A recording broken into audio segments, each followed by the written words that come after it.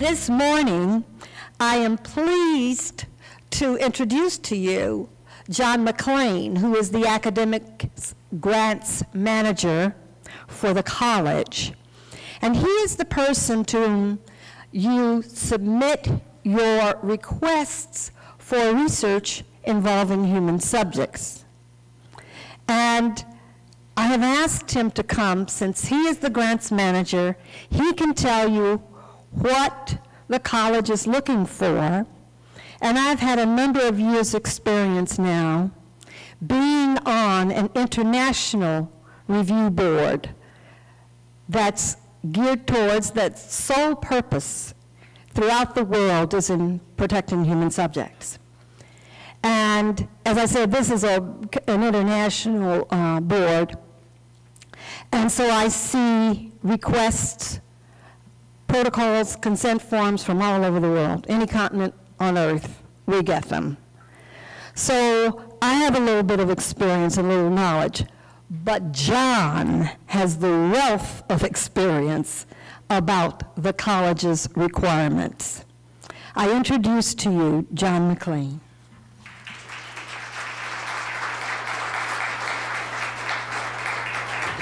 Try this mic. Thank you very much. Can you all hear me?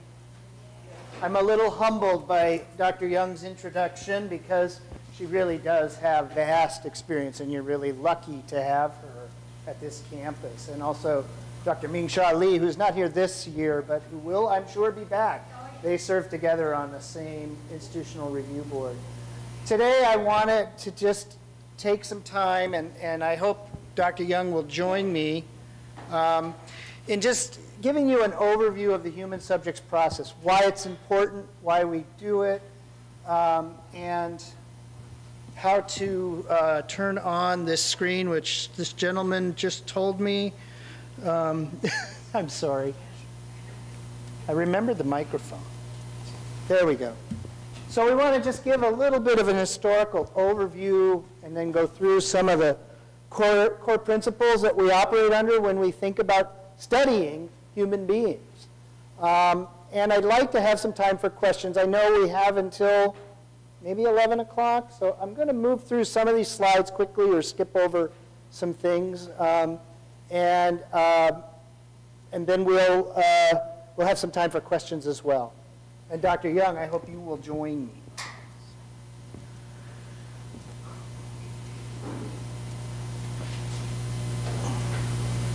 No, I just did it again. I think I'll just, oh.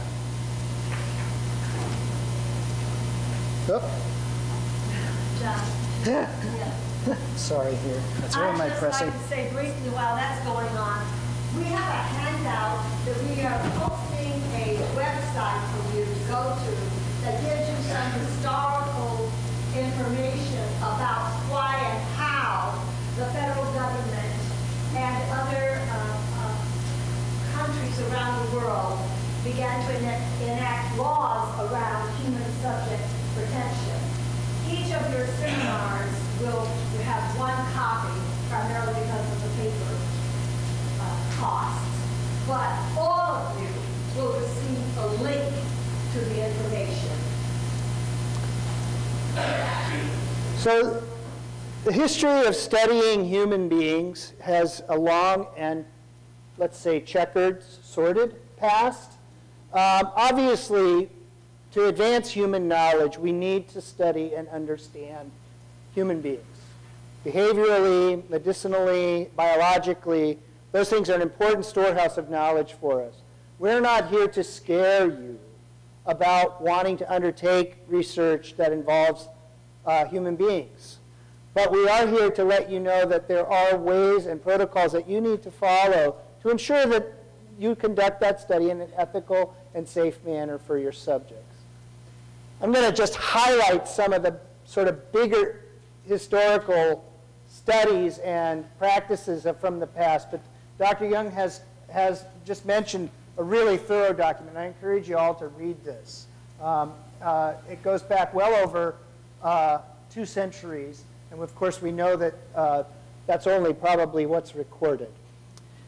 The big sort of eye-opening experience in the 20th century were the Nazi medical experiments, in which prisoners, concentration camp prisoners, as well as prisoners of war, were experimented on, and without any prior consent, without any concern for their safety. Many of these folks died or suffered long-term disabilities. And doctors were specifically, and people involved in this were specifically tried in an international tribunal in Nuremberg for these experiments, for war crimes and crimes against humanity. Out of that was developed a code that we still follow today called the Nuremberg Code. And it really was the kind of granddaddy of the codes that were established around medical experimentation.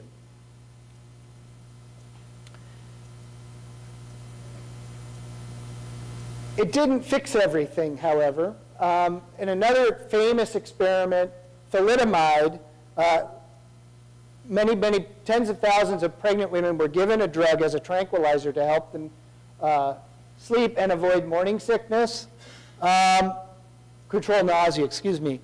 They were not informed of related risks to the drugs. As a result, many children, 12,000 at least, were born deformed and limbless before this drug was stopped.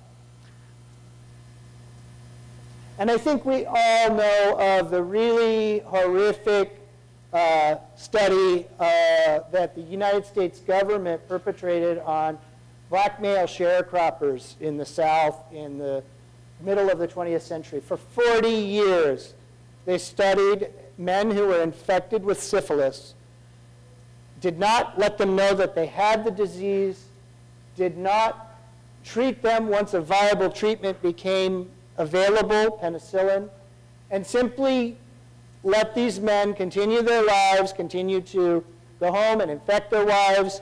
There were children born with congenital syphilis. They got it from their mothers. Most of these men died. Other people died as a result of their spreading this disease, only to study, because they wanted to study the progression of the disease. This was the US government. That study came to light in 1973, not very long ago. And that's what really kicked off a flurry of activity and legislation in the United States that resulted in the current human subjects review process that we have today. Congress created a study to investigate the Tuskegee work. They immediately stopped the study and recommended federal human subjects review protections. They compensated subjects for medical expenses, and they authorized medical treatment. They reacted to this and created a whole new system called the Institutional Review Board system, whereby all study of human beings would be reviewed by impartial, non-interested parties of the studies.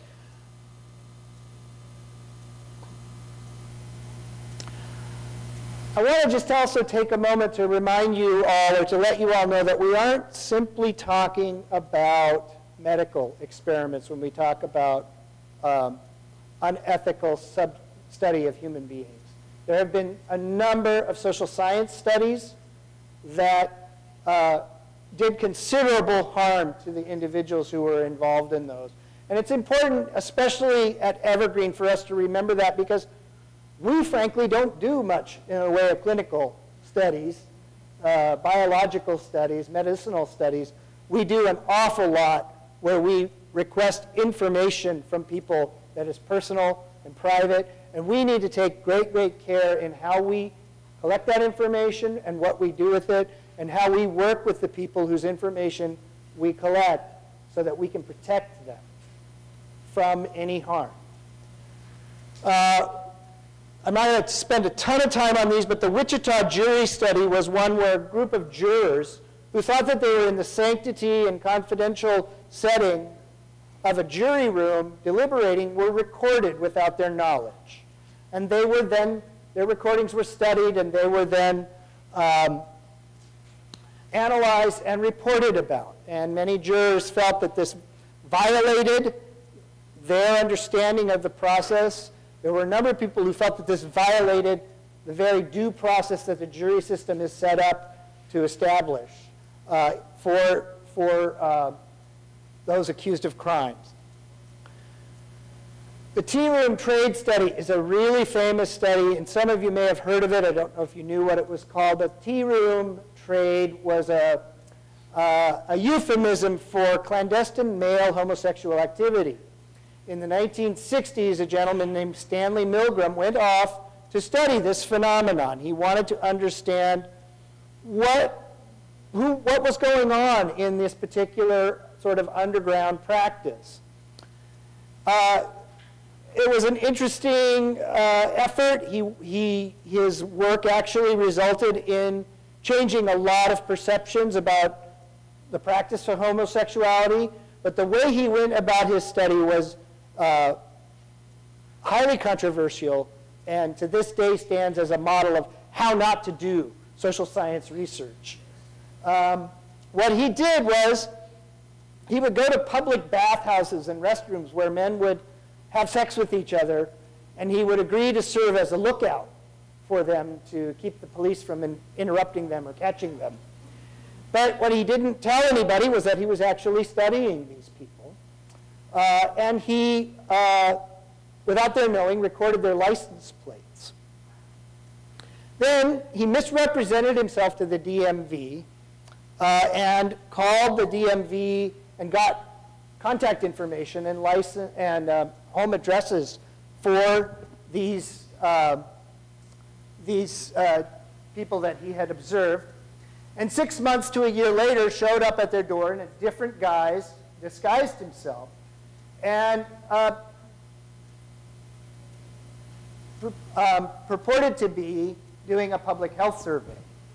Got himself invited into their homes, met their spouses, learned about their marital status, learned about that they had children, what kind of work they did, all this kind of stuff. And then he issued his great tea room trade study, which in effect did blow the lid off a lot of people's stereotypes and misunderstandings. But he also outed people. Even though he didn't list their names by providing combinations of information, he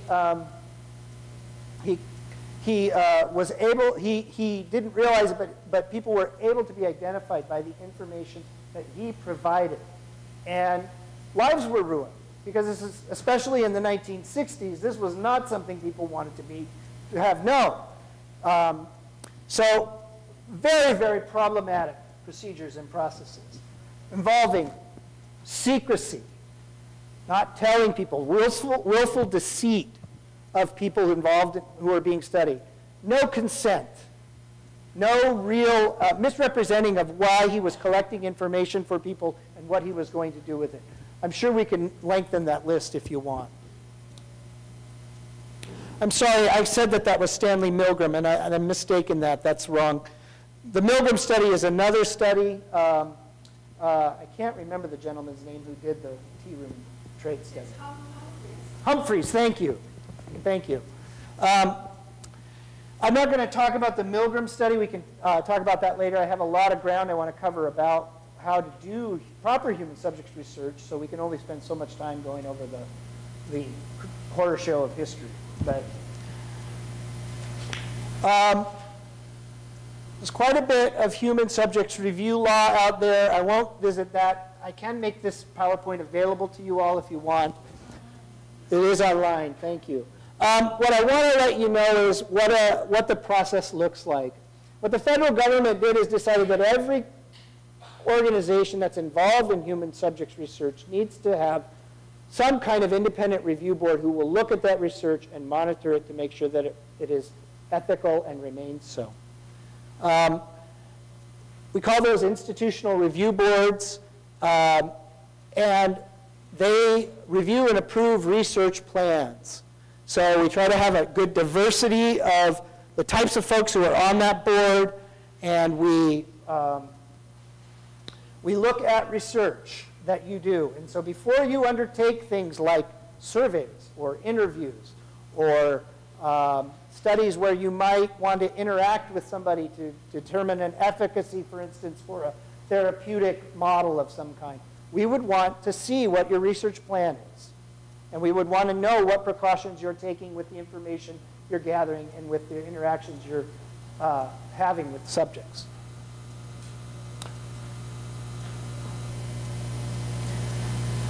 There are really three overarching principles that we seek to abide by when we review human subjects research and seek to determine if it's going to be safe and ethical regarding human beings. And these are outlined in a really elegant little federal report called the Belmont Report.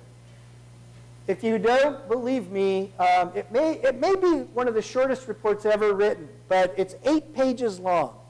And it is really, I think of it as kind of a masterpiece of government reporting in the way that it very simply and squarely, plainly states what we're looking for. But those three principles are respect for persons, beneficence, there needs to be good coming out of this, and justice. Okay? I'm going to give you a quick overview of each of those, and then we'll talk especially about our process at Evergreen. Respect for persons means that you treat individuals as autonomous agents and you protect persons with diminished autonomy. What does it mean to treat persons as autonomous agents? Anybody want to take a guess? Not necessarily anonymous, but we can get to that. They are in control of what is going to happen so that you're not in a power position over them. Very good. Did you hear that? They are in control of what's going to happen to them. Yes, sir. You have a right to determine what information is being used about them. You not to be put in harm's way. Also, final say-so. Very good. Autonomous means that the individual's rights are paramount in a study. They are the person who gets to decide. I cannot come to the Evergreen State College Tacoma campus and say, I'd like to study your student body, and ask and get permission from Dr. R.T. Young and do that. That is not okay. I can't go to an employer and say, I'd like to study your employees. Every single one of you has the right to determine whether you want to participate in such a study after you've been properly informed about the study, okay? That you know why it's being done, what kind of information is being collected, how that information is being treated and protected, what's going to come of that information. Those who have diminished autonomy may not be able to make that kind of informed consent because they may not have the capacity or they may not have the personal authority to be able to make those decisions. People who come to mind for this are people in prison, or people who are minors, or people who suffer from some kind of intellectual disability. And special care needs to be taken in any kind of human subject work that involves those kinds of individuals. And in some cases, it may simply not be possible to do that. One of the things that we never do in human subjects is we never pick a group of people simply for convenience. Oh, it'd be really nice to just study prisoners because, well, they can't go anywhere. That doesn't work. So very important. So what we need is voluntary consent, informed consent, and protection of privacy and confidentiality to meet this. Go ahead. Okay, I just want to give you the definition of both of those because they're different. They have different definitions under federal law. Privacy is a subject's ability to control how other people see, touch, or obtain information about the subject. Violations of privacy can involve circumstances such as being naked, being photographed or videotaped without consent, being asked personal questions in a public setting, being observed while conducting personal behavior, or disclosing information about abortions, HIV status, illegal drug use, etc. That's privacy, the subject's ability to control how other people see, touch, or obtain information about the subject. Confidentiality, on the other hand, is an extension of the concept of privacy. It refers to the subject's understanding of and agreement to the way identifiable information will be stored and shared. How are you going to keep it? The identifiable information can be printed information, electronic information, or visual information such as photographs. So if you videotape me, take pictures of me, how are you going to keep those secret? Or how are you going to keep those confidential in this instance? How are you going to, you know, some researchers say they will be kept in a locked, stored file with only one person or two persons having access, or they will be destroyed after the research is over. So those concepts, privacy and confidentiality, are different. How I'm going to keep your private information is confidentiality. Thank you. I also want to make a clear distinction between what is confidentiality and what is anonymity. Confidentiality means that you are protecting information. Keeping confidence is protecting information from a person whose identity is known to you. Anonymity means you are collecting information from a person whose identity is not known to you and cannot be inferred from the information you collect. Okay?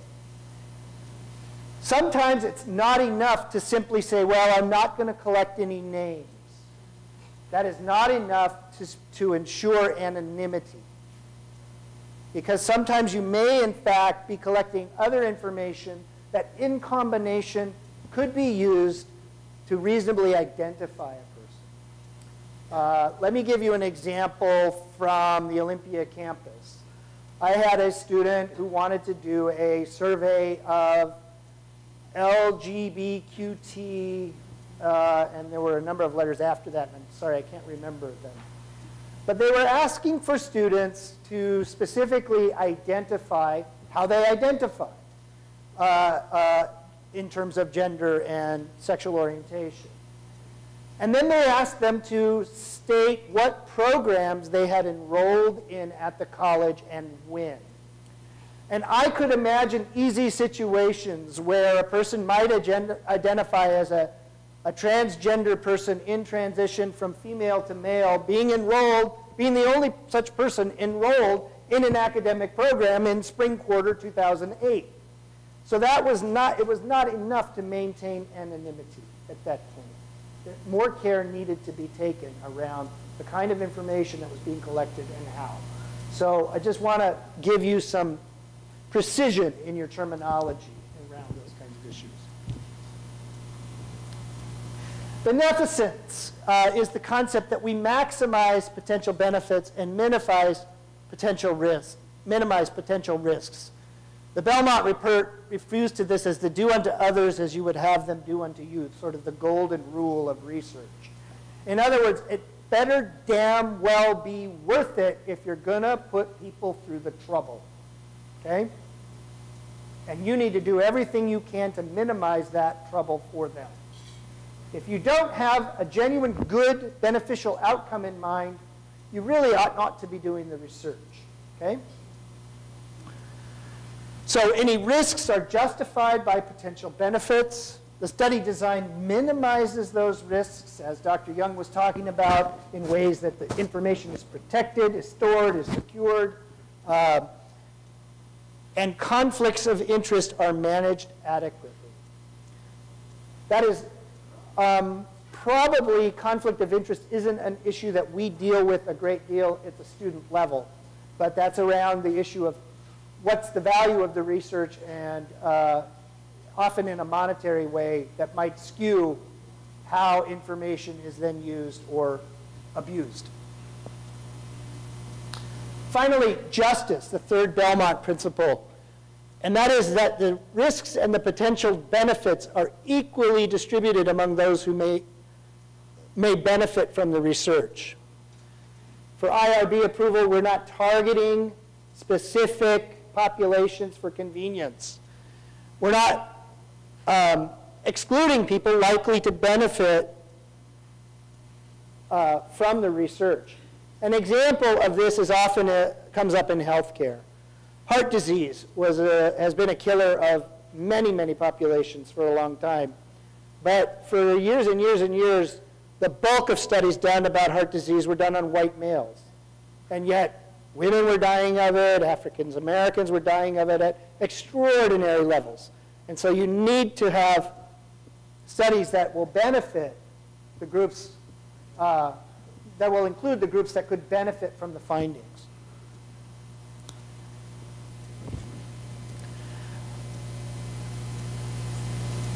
Sometimes people do projects that don't meet the definition of human subjects research. I just want to talk to you a little bit about that and say a project must be both research in that it is systematic and leads to generalizable knowledge, okay, and it must involve human subjects. A human being is a live person. Let's talk about research. It's a systematic investigation including development, testing, and evaluation designed to develop or contribute to generalizable knowledge. That generalizable word, that's a made-up government word, but I think it's a good one. It means that the information you're collecting has some use or some value beyond just curiosity for you. It applies to more than the one person you're studying.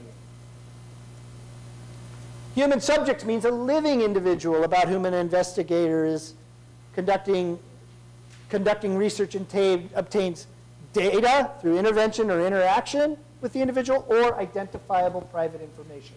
So some of those things that Dr. Young was talking about, medical history, other things to think about, past criminal behavior, any behavior that could lead to, could be considered educational data, could be considered leading to civil or criminal liability issues, or so I think that, I hope that answers your question. There are a number of areas that students work in Evergreen that don't really qualify as human subjects research, but I would rather you asked before proceeding, okay? Journalism. A lot of times we do things that are more journalistic. We want to go out and interview people about how they feel about a particular policy happening in their neighborhood. We want to ask them things about it. If we're just simply doing sort of a person on the street thing where we're getting people who live in the neighborhood to comment about it, that's all right. If we start cutting that and saying, well, we want to know how people who are over 60 feel about it, or people who have certain healthcare issues feel about it, we might be getting into a very different realm. So please ask. Finally, sometimes people want to do a project where they just want to go get some information, and the best way to get that information is to ask an expert. So you might want to interview the head of the public health department or the head of several public health departments about their implementation of a particular policy. That is not human subjects research. That's an informational interview. As long as you're sticking to their area of expertise and their public sphere of knowledge, that's an acceptable thing to do without human subjects oversight.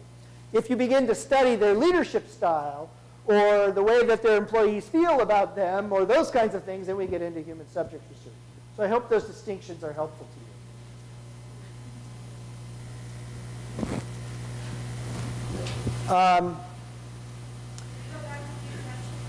I can.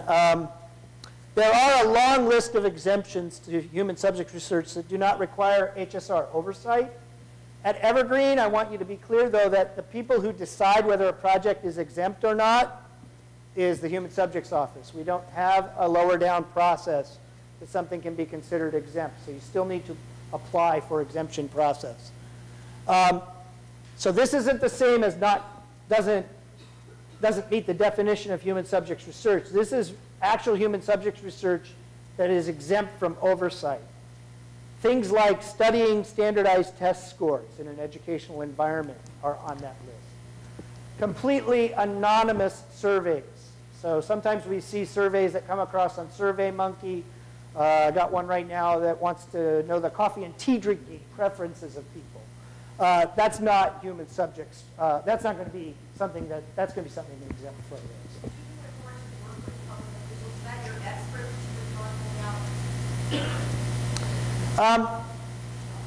Yeah, RT, do you know any more about that than I do? There's something that exempts public officials.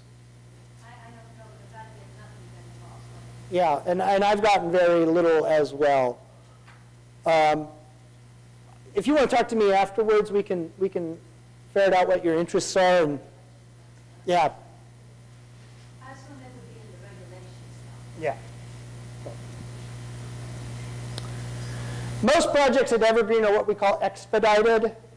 They're fairly quick turnaround because they don't involve a lot of heavy intervention. They don't involve a lot of working with vulnerable. They don't involve working with vulnerable populations, and they don't involve medical interventions. So we can usually review those within a couple of weeks.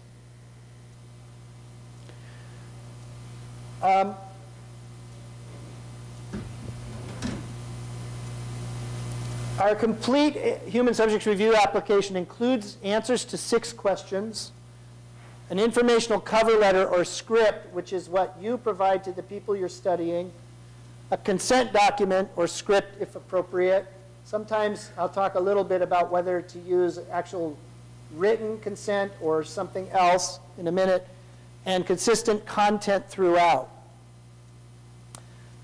Occasionally, we get the question, do I really need to do a human subjects research application? And a lot of times the answer is, it depends, and we may not know until you actually do it whether you need to or not, because we need to have certain questions answered. So,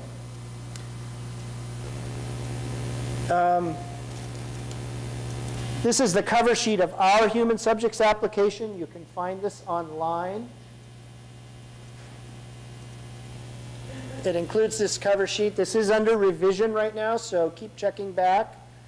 It includes this cover sheet that we ask you to fill out, and a description of the 6 questions, and some instruction about how to achieve informed consent, and then sample documents for you to adapt for your use. Please do not just copy and paste. Make sure that they actually pertain to your subject. Your research.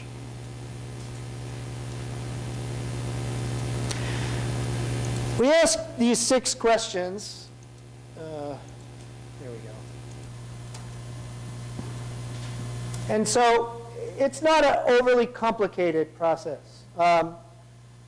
First, we ask for a summary of your project, explain exactly what you're doing, then explain what the procedures that you're going to subject humans to. What are you going to be doing? Are you going to be interviewing? Are you going to be recording them? Are you going to be surveying them online? Are you going to have a focus group where you have a group of people working together? What are the procedures that humans will go through? Describe how folks will be recruited. Who will you study? Where? Are they specific members of a population because you want to study them? Single parents, for instance. Are you going to recruit single parents? Where are you going to find them? How are you going to find them? Sometimes this gets sticky because folks will recruit groups that have privileged relationships with other organizations, and you have to be really, really careful about that. So for instance, I work at a school, so I'm just going to ask the parents who come in if they want to be part of my survey. That may be problematic for us without the proper cooperative arrangements in place.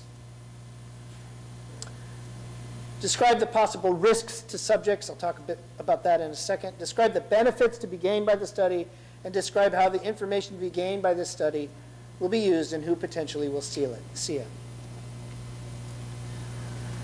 Summarize your study in the abstract. What do you hope to find out? How will you find it out?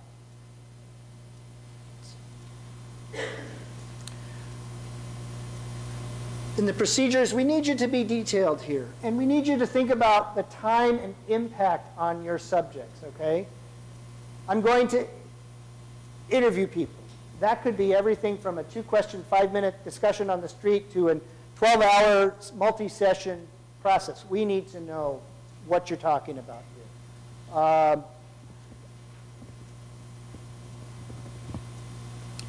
Photography and recording, it's really important that that get dealt with and get dealt with consistently and repeatedly. A lot of things get bounced back by our board because somebody mentions they're going to be recording an interview, but they fail to tell the subjects that in any of their consent documentation. So you've got to, these things that are going to be happening to people also need to be reflected in your consent documents. Recruitment, again, how are you going to do it?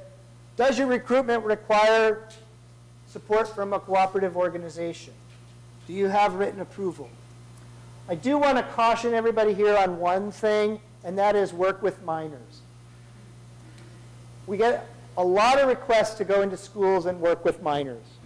And a lot of folks think, well, it's an educational setting which is exempt, because that's what one of the things that the law says is exempt. But the law is very specific about what kinds of things in an educational setting are exempt. And basically, they are only things in which you are observing students without any interaction, or you are using sort of standardized test score or looking at coursework in a confidential manner. You may not go in, for instance, and start interviewing or surveying children without parental consent. You have to have parental consent as well as school consent to do something like that in a school setting. Really important to understand and know that and be able to do that. Similarly, children, if they are old enough to be to have some reasonable will of their own, need to have the right to assent to a process. Just because their parents say they will do it and they don't want to take your survey, they don't have to take your survey. Okay? They have some autonomy in this as well. Only in rare instances will a human subjects review board allow a study to go forward with the parent's consent when the child doesn't want to, and that's when there's a very clear case to be made that the procedure is likely to benefit the child, most often in a medical environment, and the child isn't able to understand that. You know, I don't want them to take my blood, you know, that kind of thing. So,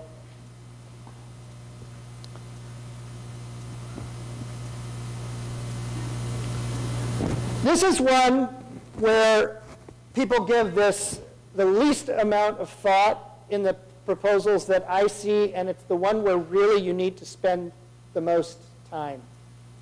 What are the risks to your subjects? What if the information you are collecting became public? What I hear a lot from folks, and some of it's the fault of our own samples, which I'm working to correct, is, oh, it's no big deal. They might be a little embarrassed. Or there are absolutely no risks to participating in this. None is not a good enough answer. The concept of risk goes beyond physical harm. It includes things like status, economic viability.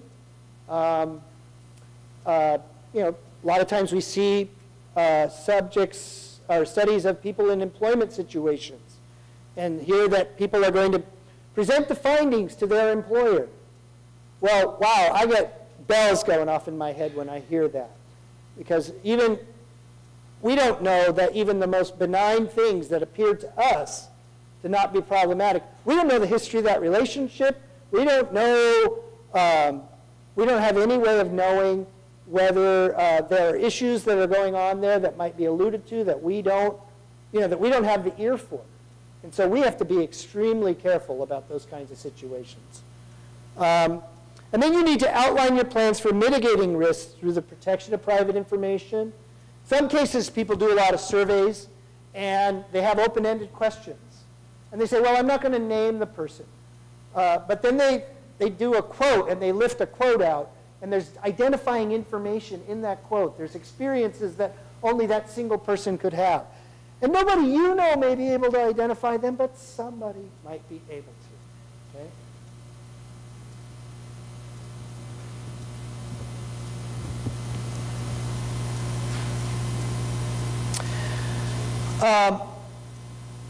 Benefits is this is the so what question. Why are you doing this? Why are you putting people through this trouble?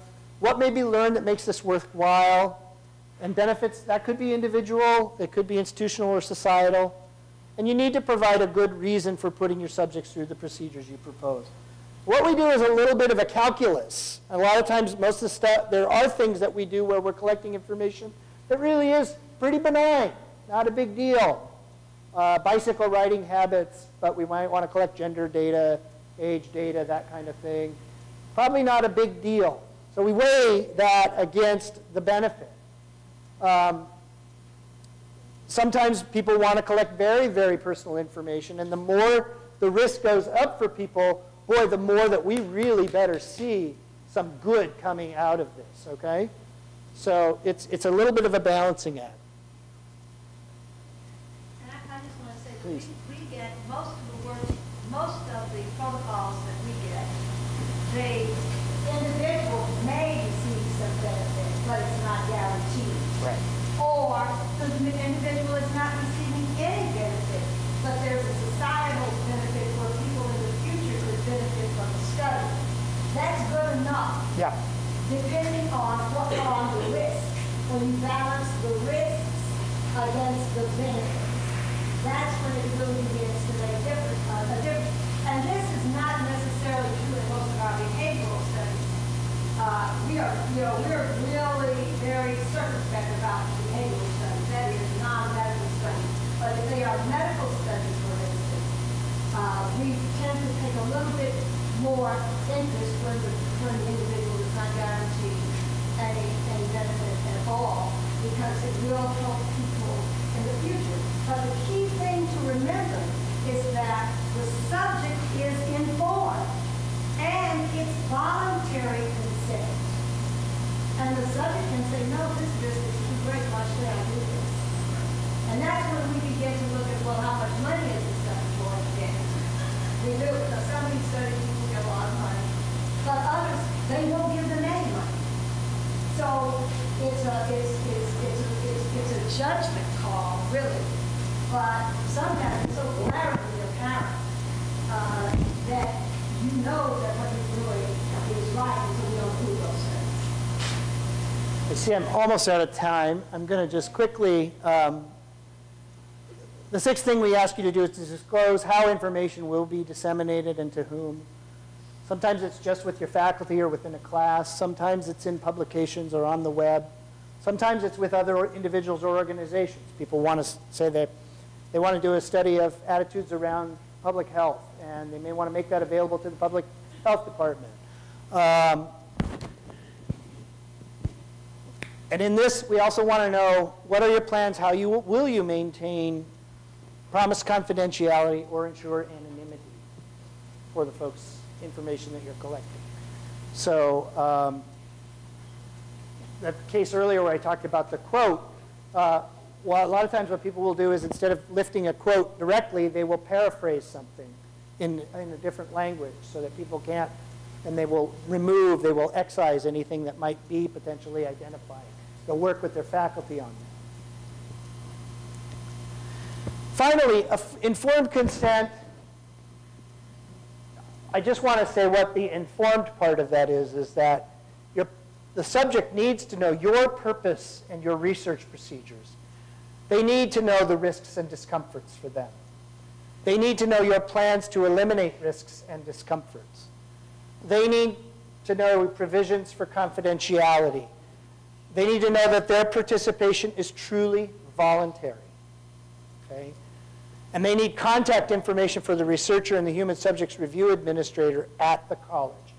They need to be able to call somebody like me and say, I was really uncomfortable with something, or I discovered that some information that I gave appeared in a newspaper article and I was never told that would happen. So they need those kinds of protections in place. I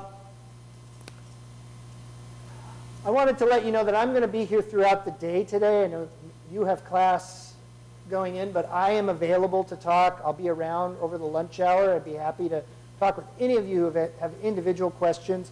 I'll be here through the evening as well. So Thank you very much. RT, is there any last words you want to?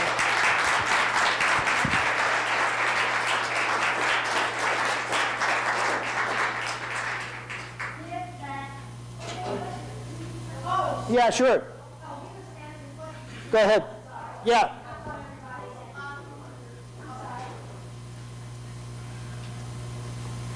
I just am sensitive that, yeah, if some of you have class and you need to go, I'm totally okay with that.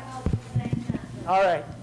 None of you leave. I was just wondering about, you're talking about the IRB.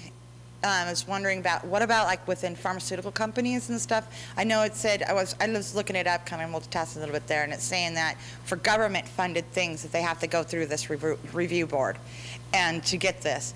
What about the private sector? I mean, how are they held accountable? They are held accountable. I can tell you.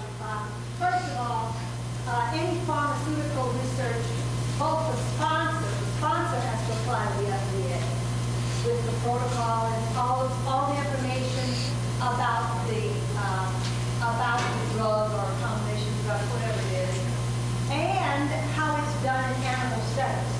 Because when you're using drugs, they have to first have been tested in animals before you can test them in humans.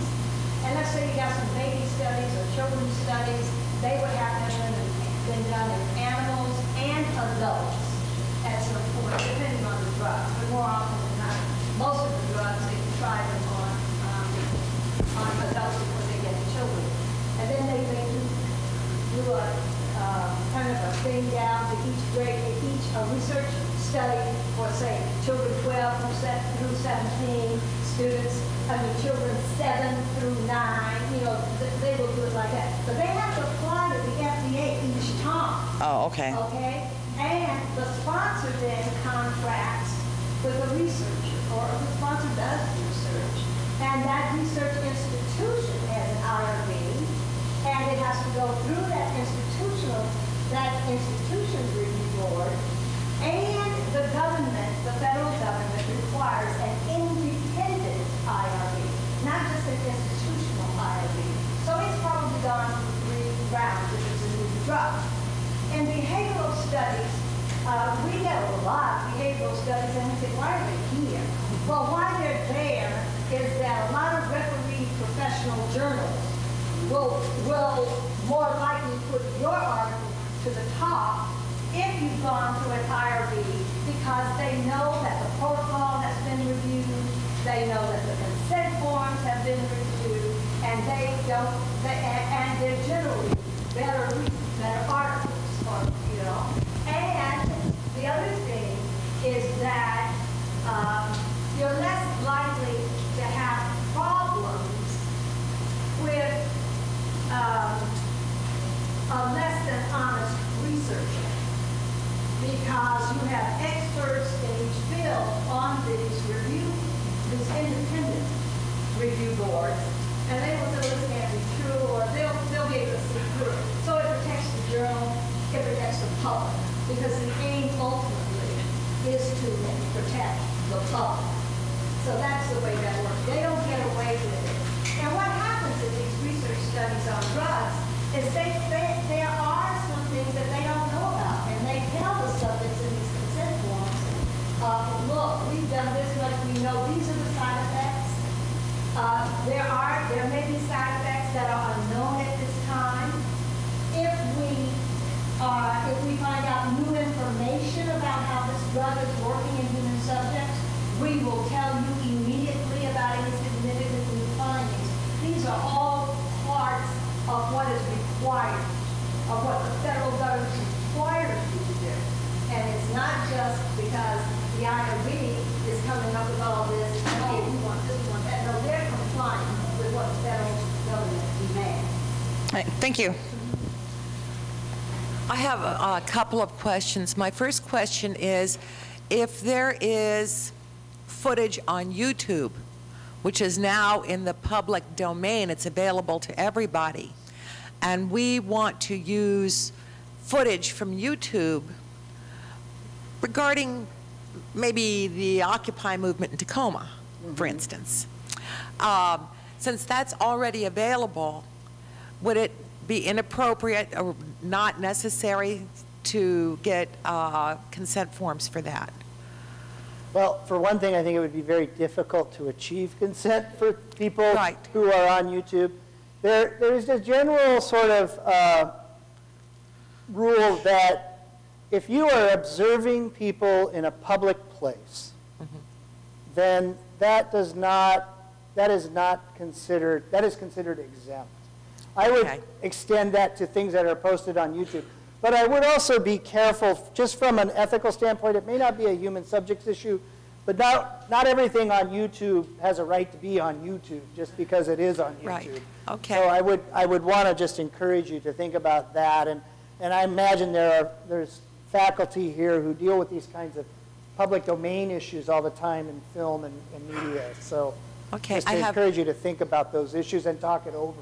Thank you. I have one other question, and it doesn't regard my research or anything, but I was listening to your talk and my brain got to rolling. So what about situations in which there is a double-blind study involving one substance which is a placebo and one substance which is not, and the subjects are being observed, whatever, for an actual medical condition, Yeah. which may either cause them discomfort or even be life-threatening, and they don't know, nor do the researchers know, who is getting what until the end. Okay, good. Okay, we got a lot of studies.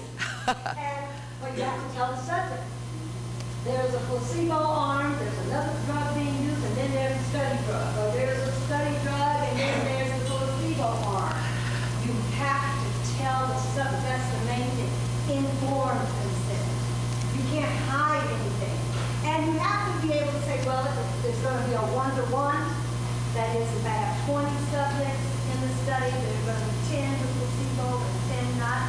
Or there's going to be a 1-to-3 or 1-to-4. So that's your likelihood. It's like the toss of a coin. You can get it either way, 1-to-1, or it's the roll of the dice, or it's something that the subject can connect with in a real kind of life, so that the subject knows that this is a randomization, that you're randomized. You know, placebo arm meaning no drug at all, no study drug at all, but it looks like a study drug, or a study drug. What is required is that the subject be told. The subject then has a chance to say, well, you know, I don't know, I need this drug or whatever. But what they do in those studies, generally, they don't stop, say you have hypertension. It's a hypertension study. They won't stop your hypertension drug immediately. They do what's called titrating. Oh. They'll titrate it down so that if they see, they have some points.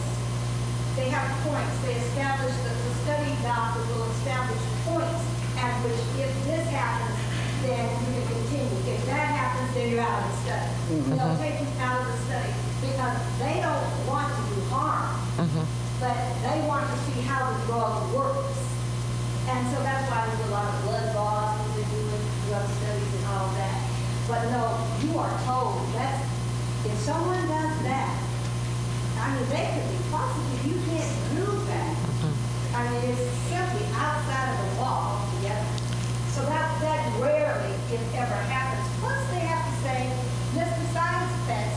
And almost always with a lot of these drugs, particularly if they're what we call phase 1, that's the first time use, you will almost always include death. They let you know that you're in the study, look, this could happen, that could happen, and maybe and death. So they have to tell the subjects ahead of time. They tell you up front. And believe it or not, they're ill. Especially if someone has a disease and they are getting little of any relief. Right. You'll find a lot of people who participate in studies just because they don't want anybody else to have to go through what they're doing. They do have this kind of thing that they want to help people. A lot of that happens. Yeah. Thank you. I believe you already answered my question through hers, but if you want to have a couple people come in and do a panel after the research during the spring fair, And one of those groups are people like from Gateway, the program at Evergreen. There's minors in that. Is that considered still public and you don't need permission? Asking people to come in and do a panel is not necessarily, doesn't sound like human subjects research. Okay. It sounds like an opportunity for somebody to speak. If you're working with folks who are in the Gateways program, if they are incarcerated, then you're into a whole different level of involvement of the authorities in terms of getting them to be able to come and participate. If we were talking about actually doing research about the Gateway students, then we get into a different kettle of fish because of both as most of them are minors and incarcerated. So whole different level of scrutiny is going to be involved in something like that. Okay, thank you. Yeah. Hi, I was just wondering how long the process actually takes once you submit all the paperwork. How long before you get a response? So to do this work well, you need to give yourself some time. What can happen is that what generally happens is everything gets reviewed initially within about a week, and you get an answer back. So roughly 7 business days. Okay. However, at least half of what we review requires revision and re-review. And so you can get into a 2 and 3 and longer, week-long or longer process. Okay. So if you're planning a project for winter quarter, let's say you're in a full year program, a lot of what we encourage people to do is to try to get their research design put together by the end of fall. If it's going to take a while, they want to spend the winter working on it. Or get it in first thing winter quarter and plan on being able to do the research 5 weeks in. Just to give yourself ample time, because it's a process. Sometimes it requires getting people together to deliberate. And so, excellent question. Thank you for bringing that up. Now, if you can be flexible about when you start, sometimes the process can move fairly quickly, but you can't count on that.